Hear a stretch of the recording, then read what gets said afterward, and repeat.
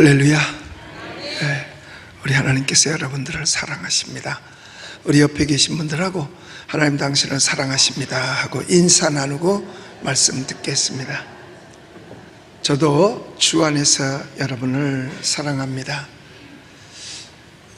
12월에 접어들면 이제 크리스마스 시즌이라고 이야기를 하고, 크리스마스를 앞두고는 정말 거리머리마다 크리스마스 캐롤이 울려 나오고 상점마다 크리스마스 트리를 해놓고 정말 크리스마스 분위기가 굉장했었어요.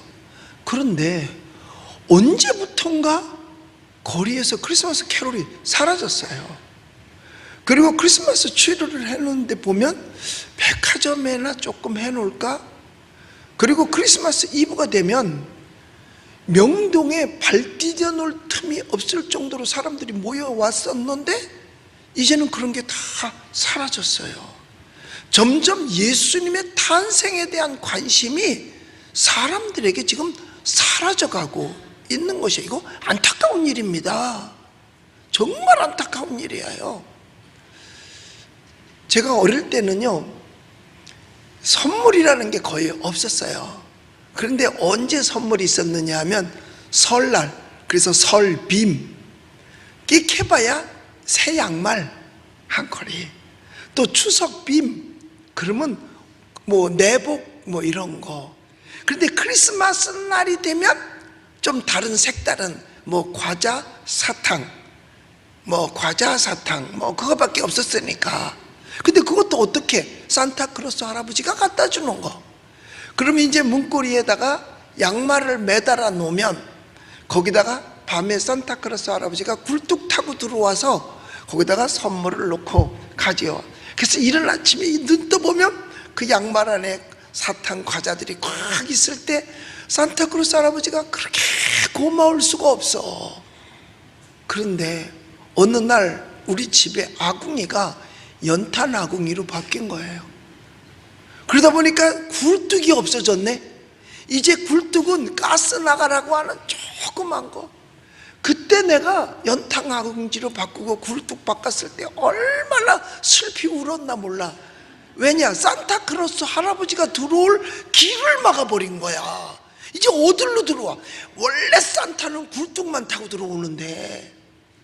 지금도 그때를 생각하면, 물론 시간이 지나면서 엄마 아빠가 갖다 놓은 건 줄은 알지만, 그래도 어릴 때 내 관념 속에는 산타크로스가 그렇게 고마울 수가 없어요. 지금도 크리스마스가 되면은 사람들에게 뭐가 제일 먼저 생각나냐? 그러면 보통 산타크로스, 아니면 크리스마스 트리, 선물, 뭐 크리스마스 케이크, 이런 것들이 생각나겠지요. 또 그렇게 얘기를 합니다. 그런데 우리 예수님 믿으시면 아멘 합시다. 예수 믿는 사람들은 세상 사람들하고는 조금은 달라야 되지요.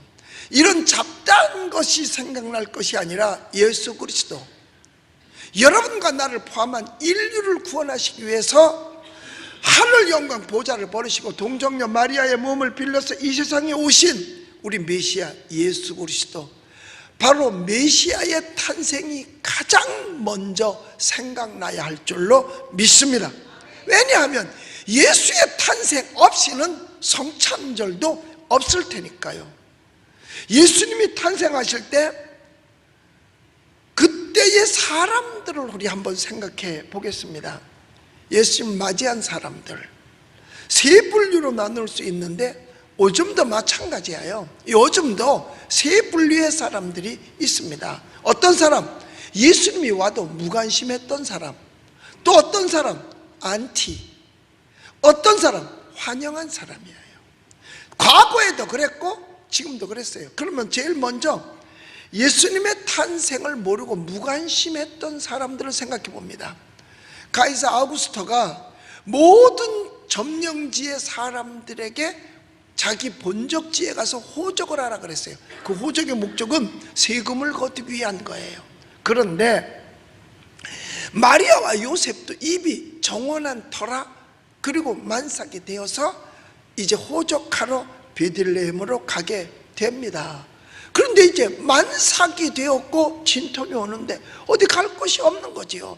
여관을 찾아봐도 이미 사람들로 가득가득 차 있고, 그래서 가게 된 곳이 어디냐 하면 어느 집 마구간이었던 겁니다. 그러니까 예수 그리스도의 탄생을 모르고 마구간으로 내몰았던 사람들의 분류, 무관심이죠. 물론 이 사람들이 예수님에 대해서 알을 까닭이 없지요. 그렇다고 해서 적개심이 있었느냐? 그것도 아니에요. 다만 자기 일에 분주하고 돈 벌기 급급해서 예수 그리스도의 탄생을 알아보지 못한 거지요. 한마디로 만삭된 일을 마구간으로 내보냈다고 하는 것은, 그것은 야박한 일이라고 생각되어집니다. 오늘날도 예수님의 탄생과 무관하게 크리스마스에 대목이나 보려고 하는 사람이 있는가 하면, 물론 그런 것들이 다 악의가 있는 것을 아닙니다. 다만 예수님을 모르는 거지요. 그때 당시에도 예수님이 메시아인 줄만 알았다고 하면 자기를 구원할 구세주를 그렇게 야박하게 마구간으로 내몰지는 않았을 것입니다. 그러나 그들은 자기 중심적 삶을 사다 보니까 예수님을 알아볼 겨를이 없었던 거예요. 오늘날도 자기 중심적으로 살다 보면 예수 그리스도가 구주인 줄 알지 못하는 거예요. 그래서 정욕과 돈과 향락에 노치되어 오히려 고요한 밤, 거룩한 밤을 시끄럽고 떠드는 밤으로 만들 수가 있는 것입니다. 예수님은 바로 이런 사람들의 무관심 속에 마구간에 내몰려 그 추운 날 태어나 말구 위에 놓이게 되신 거예요. 그러니까 오늘날 교회도 마찬가지예요. 교회에서 어떤 일을 할 때에 그냥 무관심한 교인들이 많이 있습니다. 무엇을 하든지 관심이 없어요. 그러니까 참여하지 못한 거지요. 오늘 저녁에 칸타타가 있어요. 그런데 이 일에도 무관심하면 안 나오는 거예요. 관심 없어요. 이것이나 예수님을 마구간에 내모른 거나 별 차이 없다니까요.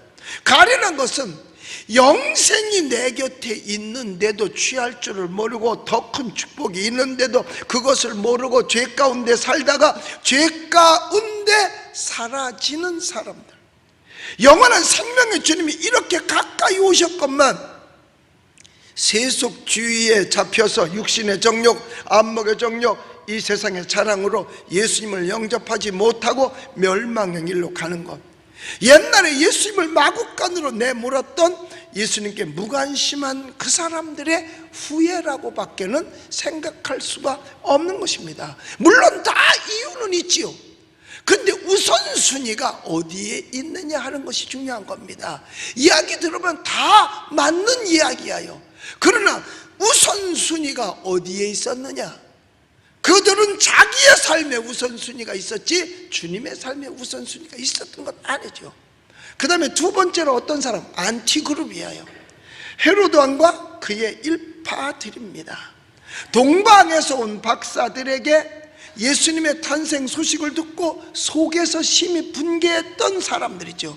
안 그런 척하면서 찾거든 내게도 알려다오. 그러면 나도 가서 경배하겠다. 그러나 박사들이 천사의 계시로 그냥 돌아가자 오지 않으니까 박사들이 말한 그 시를 표준으로 해서 2살 미만의 남아는 모두 다 학살을 했습니다. 예나 지금이나 이런 예수님의 학대자는 얼마든지 있는 것입니다. 헤롯의 후계자는 어느 때나 있었습니다. 신약시대에는 예수님을 미워하고 시기하고 죽이려던 바리새인과 사두개인들과 서기관들이 있었어요. 그 사람들 다 종교인들이에요.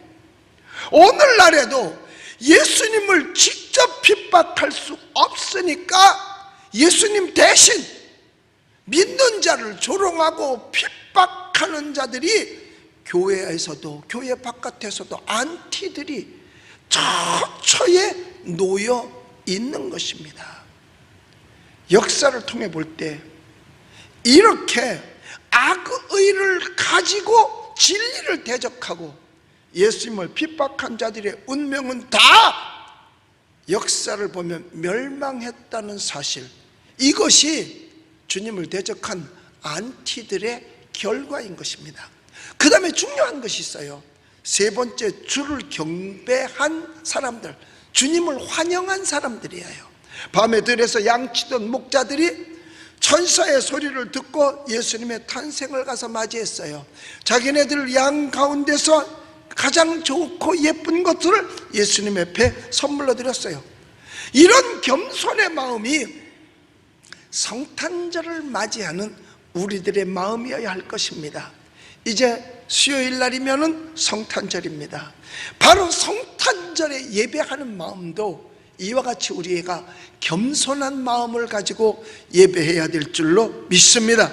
이제 중요한 것은 뭐냐? 바로 예수님을 기다리며 맞이했던 동방박사들이에요. 메시아를 기다리고 있었어요. 이들은 별을 연구하는 학자들로서 늘 하늘을 바라보고 있었습니다.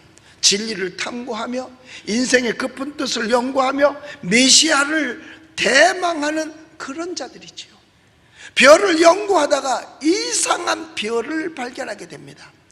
근데 그들은 구전에 의해서 옛날부터 이상한 별이 나타나면 이 땅에 메시아가 나타난 말을 들은 터라 그 이상한 별의 움직임을 따라서 메시아, 구원주, 이 땅에 오신 예수를 영접하기 위해서 예물을 준비해서 짐을 꾸려 예수님을 찾아서 순례의 길을 떠납니다.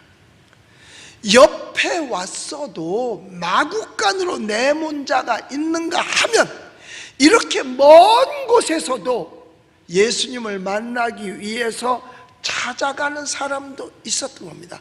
신앙은 바로 이런 것입니다. 동방에서 예수님의 탄생하신 베들레헴까지는 아주 먼 거리였어요. 지금같이 좋은 교통수단이 있었던 때도 아닙니다. 그죠? 잘해봐야 낙타지요. 짐승을 타고 험한 사막도 가야 되고 또 장강대도 지나야 되고 태산중령 험곡 절벽도 지나가야만 했습니다. 가는 길이 평탄한 길이 아니에요.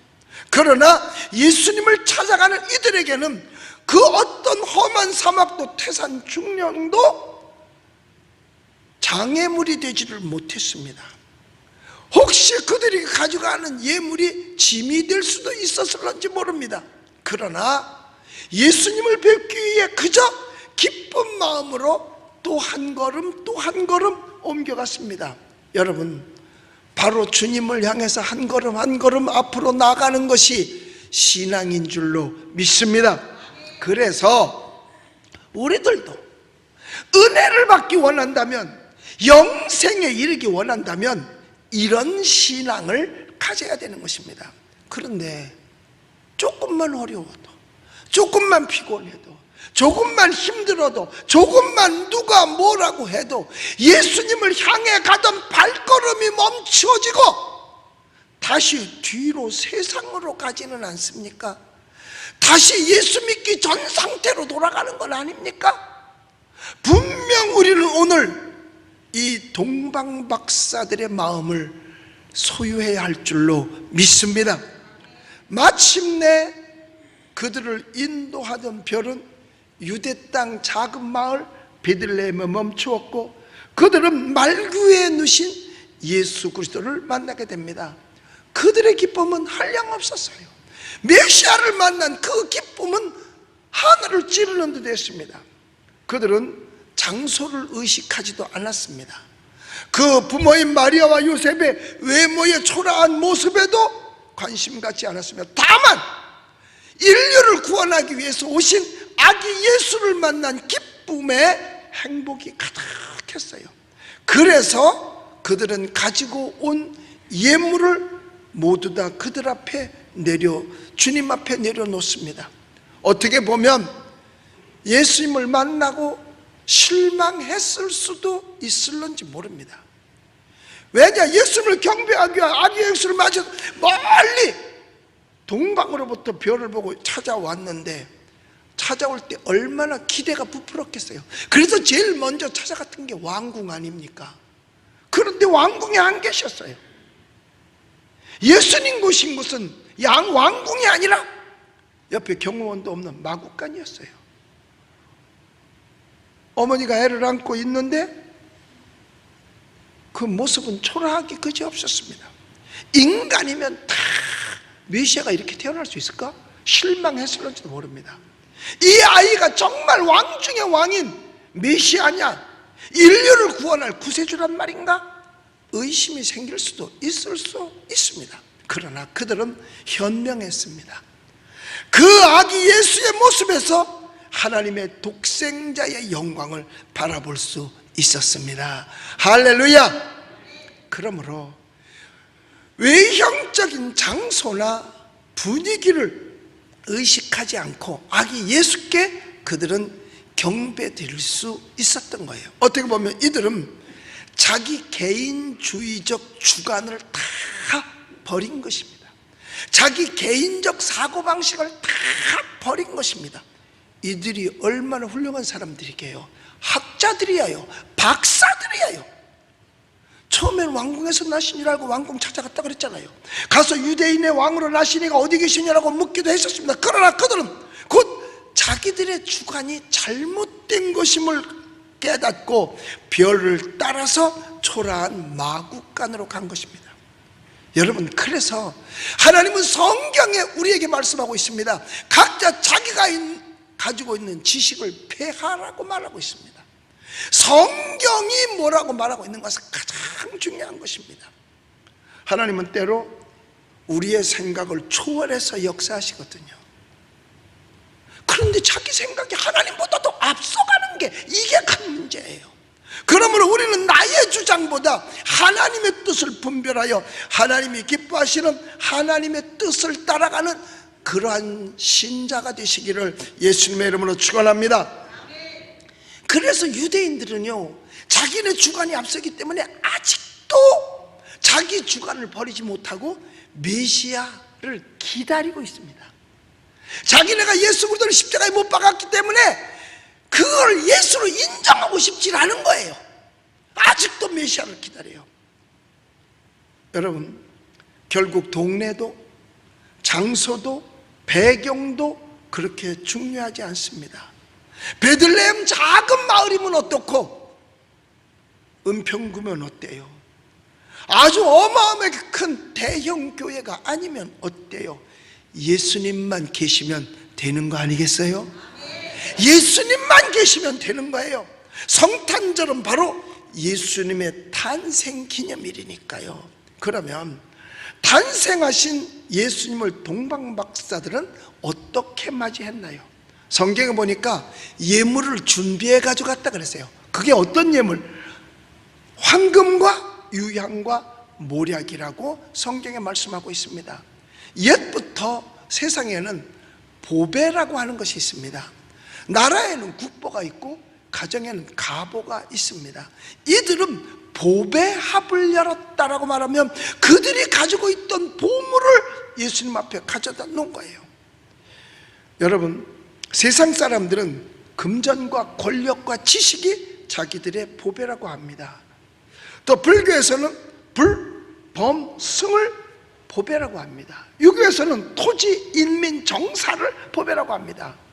우리 기독교는 동방박사들이 가져왔던 황금과 유황과 모략, 즉 황금 같은 믿음, 유황 같은 행실, 모략 같은 희생, 이게 보배인 줄로 믿습니다.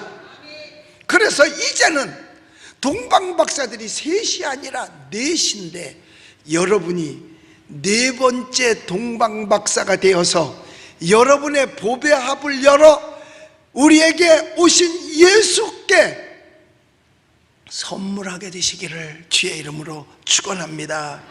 이것이 바로 성탄절을 맞이하는 우리들의 자세입니다. 첫째로 황금을 열어서 황금을 드렸어요. 황금은 믿음입니다.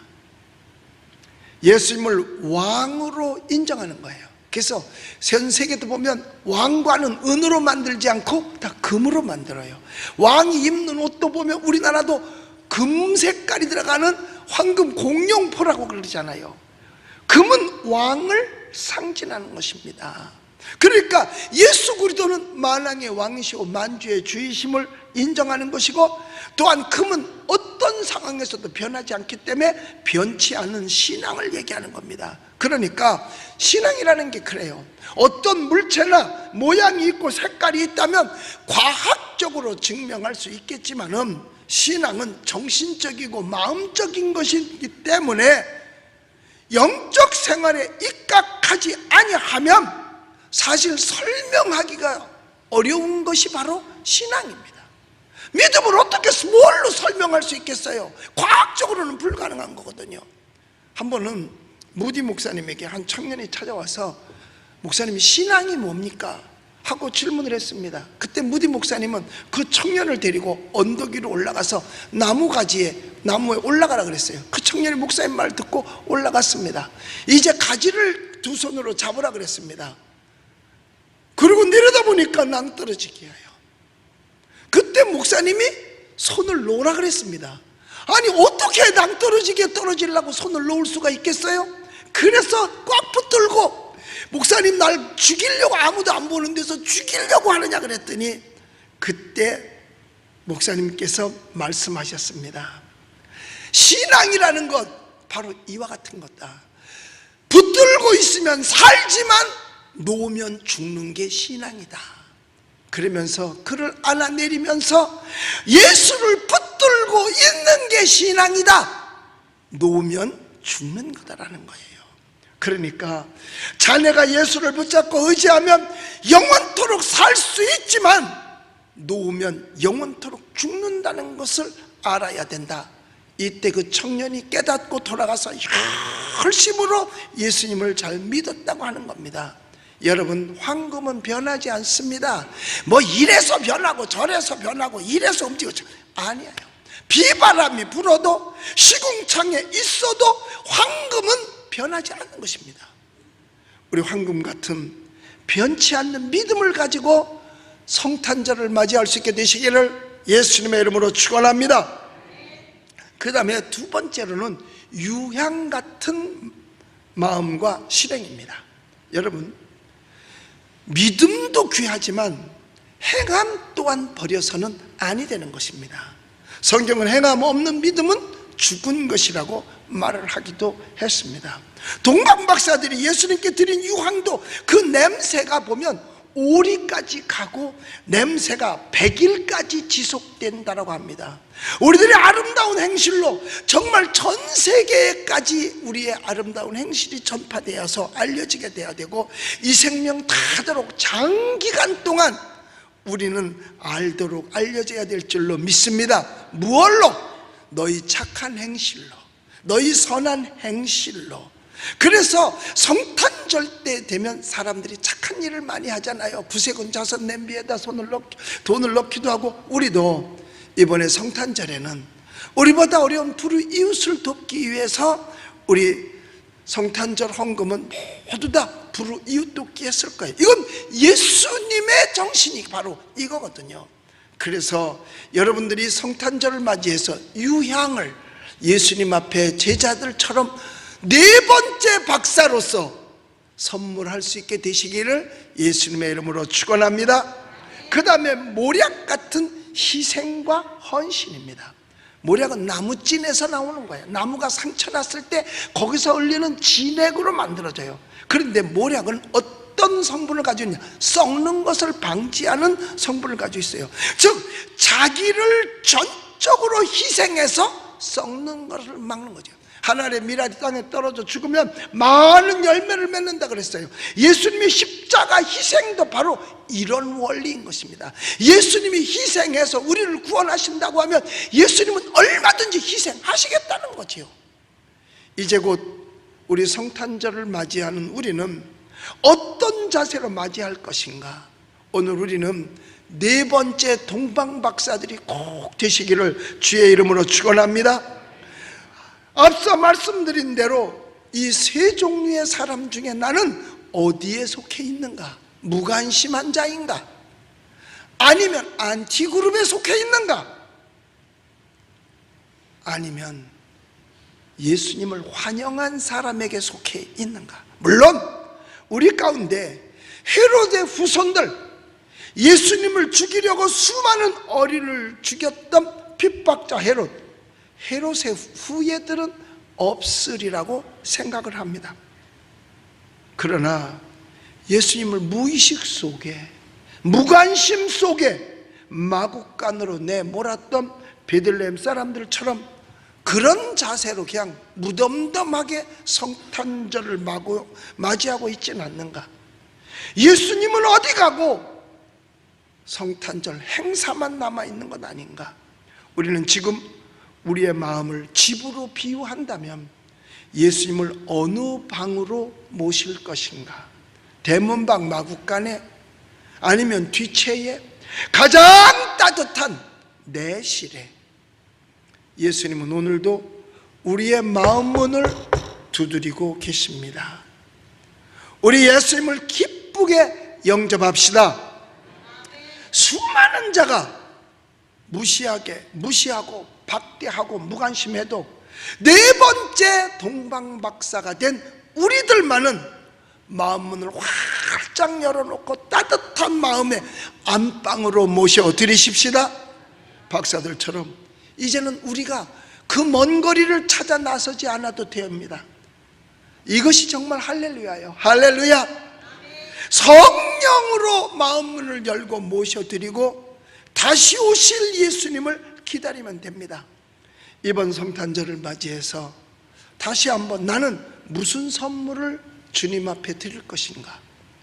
동방박사들이 황금과 유향과 모략을 선물로 드렸는데 네 번째 동방박사인 나는 무엇으로 주님의 탄생을 기뻐하며 선물할 것인가? 우리도 황금 같은 주님을 향한 믿음, 그 다음에 유향 같은 거룩하고 착한 행실, 선한 일, 그리고 모략 같은 희생의 선물을 가지고 이번 성탄절을 맞이할 수 있게 되시기를 주님의 이름으로 축원합니다. 그러면 분명 예수님은 탄생하실 때 하나님께서 내린 이름 임마누엘, 하나님이 너희와 함께 있다고 하신 그 말씀대로 여러분 곁에서 분명히 예수께서 임마누엘 하실 줄로 믿습니다. 우리 예수님 믿으시면 아멘 하십시다. 우리 예수님을 믿는 여러분에게 정말 즐거운 성탄이 되시며 예수 그리스도의 은혜로 충만하시기를 예수 이름으로 축원합니다. 기도하겠습니다. 우리 아프신 분은 아프신 자리에 손을 얹고 문제가 있으면 가슴에 손을 얹으시기 바랍니다. 위에서 기도해 드리겠습니다. 하나님께 감사합니다.